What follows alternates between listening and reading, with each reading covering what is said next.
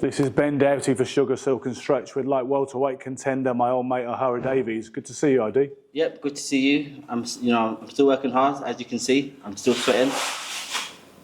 Yeah, I see you doing some intense body sparring today, and I know that you haven't taken any days off since the last setback. I know how devastated you were when the Barroso fight played out the way it did, because I saw your trickle of social media stories, and you were still coming to terms with it. Having had a little bit more time now to process that loss, how are you feeling about it today? Of course, I don't feel great about it, but it's life and things happen.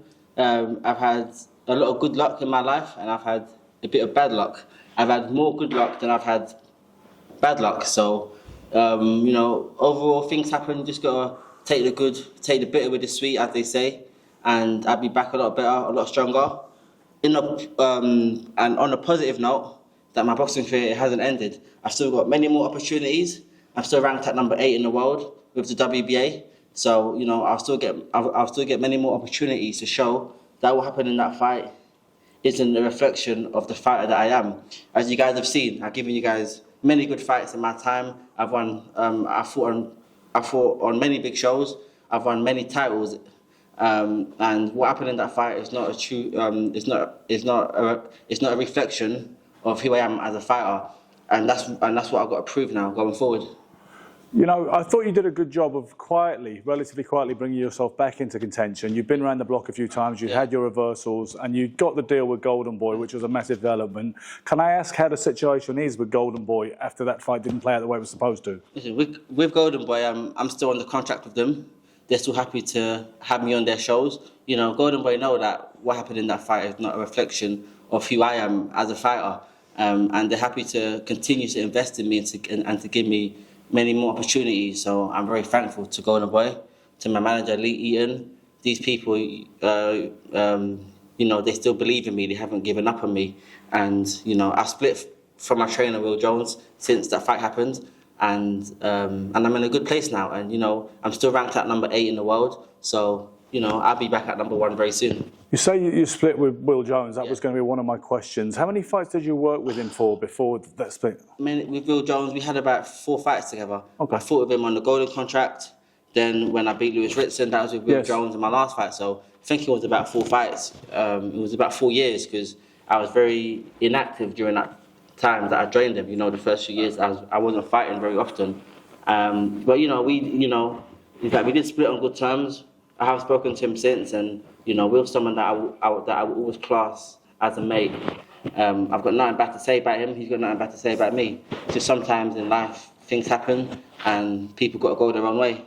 And today we're at Marino Boxing Gym in Dalston. Are you working with Carlos Marino now as your head coach? The first time I joined Carlos was when I signed to Frank Warren, after I got thrown under the bus. Yes, yeah. I love that one. Yeah, I got thrown under the bus. It's kind of my ex-girlfriend, we had a constant joke. She loved the way you would constantly talk about being thrown under the bus. Yeah. And, we can talk about that as well in the course of this. But you with Carlos now, yes. Full-time? Yes, back with Carlos full-time. I had a few fights with him when I signed to Frank Warren. Then we split, but now we're back.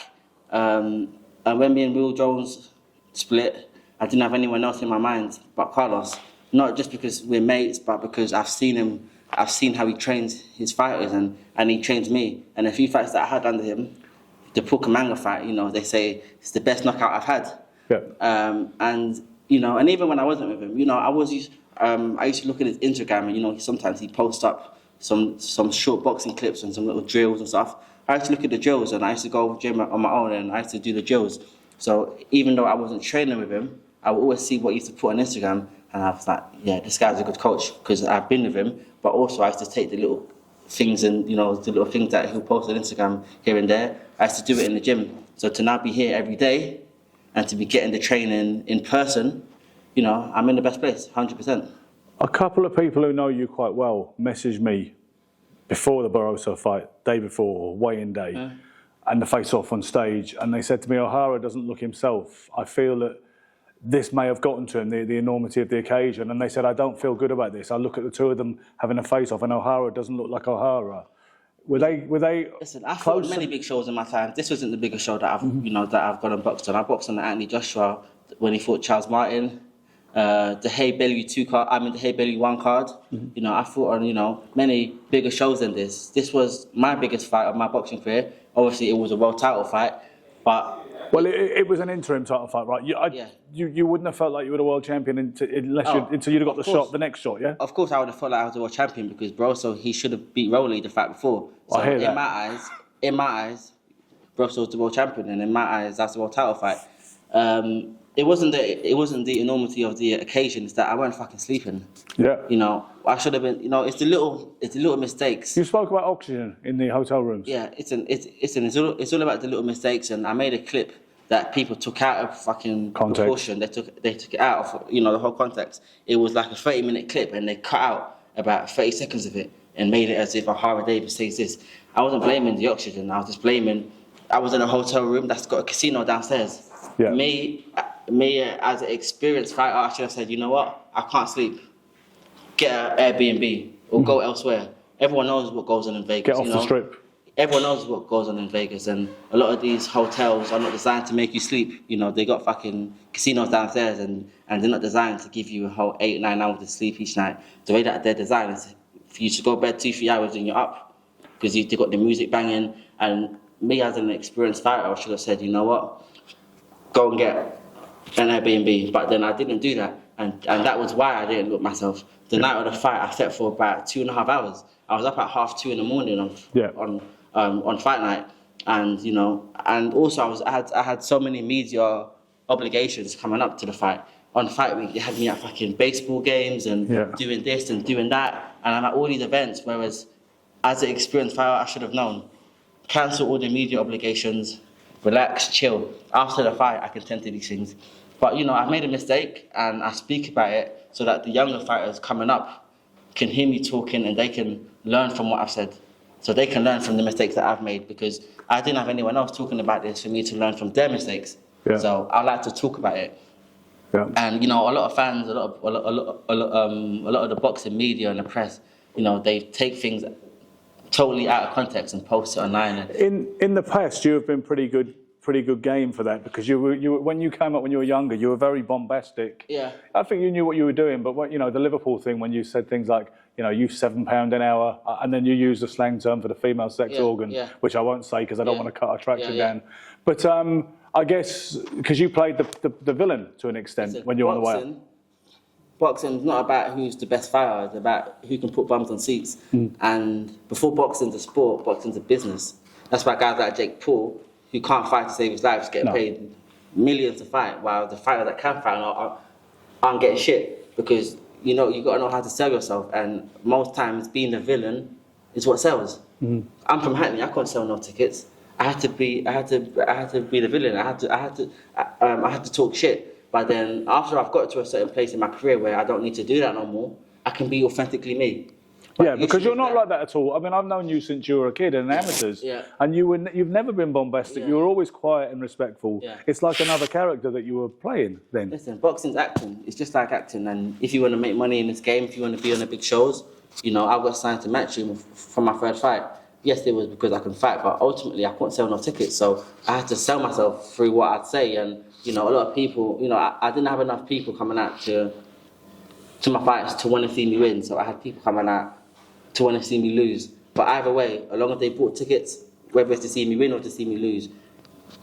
Do it's interesting, Ohara, but it's been said, the observation has been made over the years in the British professional boxing scene, that a lot of the white lads who come from working class backgrounds, who have big peer groups that might be based around a football team or their parents' social scenes and all the rest of it, can often shift a good ticket, whereas the ethnic kids who come from the more deprived areas of London, for instance, struggle to sell a ticket because your peer group, they're not the kind of people who'll pay to 30, 40 or 50 quid to come and watch you in a 4-rounder at your call. Do you think that's something in that? That's actually true, 100%. That's just, that's not a secret, but it's cultural, right? A lot of people don't like to talk about it because once you talk about race, it's like one of those things. But it's true. The white fighters sell a lot more than the black fighters, and the Asian fighters, they sell big.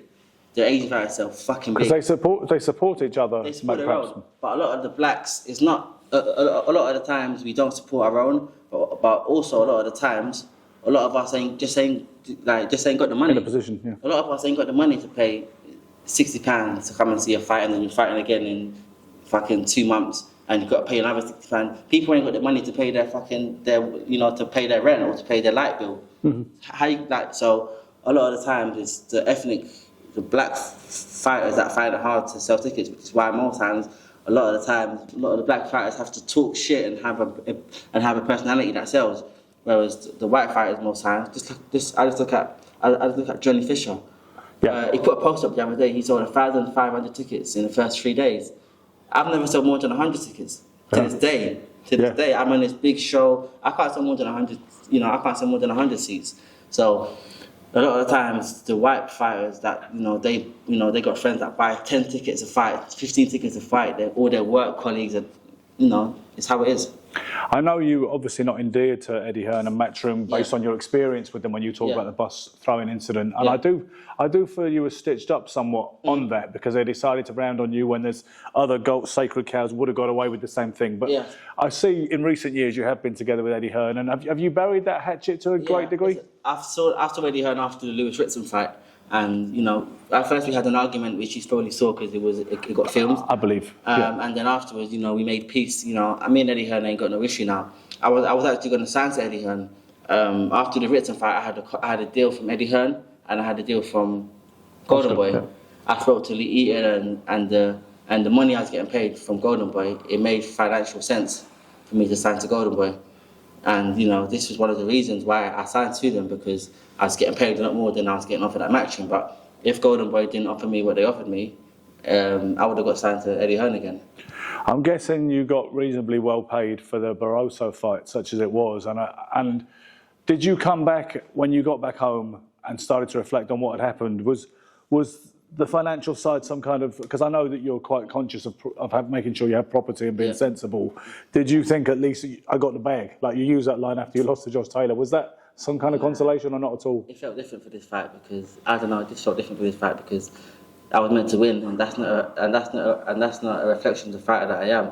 In a Taylor fight, that was a 50-50 fight. It could have gone either way. Yeah. So, well, it's funny you should say that because I remember Barroso was a 4-1 outsider. No, it was like 10-1. I saw 4-1 on Sky Bet, and I'll tell you why I remember, because your manager Lee Eaton helped me to remember it when he said, I posted on Facebook, I like O'Hara and I hope he wins. I said, but these odds look a bit wide. I said, would it be an absolute astonishing shock if the old man pulled it off? And Lee said, stuff your 4-1s up your ass, let's go, OD. And that's why I remember it was 4-1. But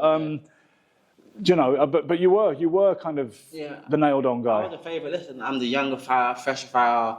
I beat Lewis Ritson in the fight before. I just got signed to Golden Boy. I was meant to win that fight, but shit happens, innit? Shit happens. Have you watched it back? Yeah, I watched it back. It's like a minute and a half. Yeah, I was going to say it's. I made a mistake and I paid for it. But at the end of the day, I was fucking tired. Me and my coach, we had a game plan. I was so tired, I didn't follow through with that game plan. So I just went in there to throw bombs. Either I'm going to go or he's going to go. Unfortunately, it was me that went. And shit happens. It happens.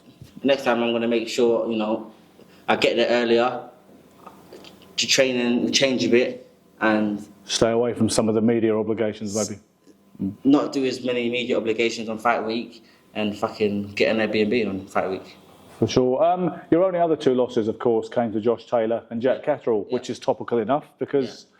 What did you make of the rematch at the weekend? I didn't see it, but I knew that Catterall was going to win anyway because, he's not the same fighter that he was back when he was at his prime. He's still a very good fighter, but he ain't at the top of his game. If he was at the top of his game and they fought when he was at the top of his game, it would have been a different result. Everyone knows that, but it's Catterall's time now.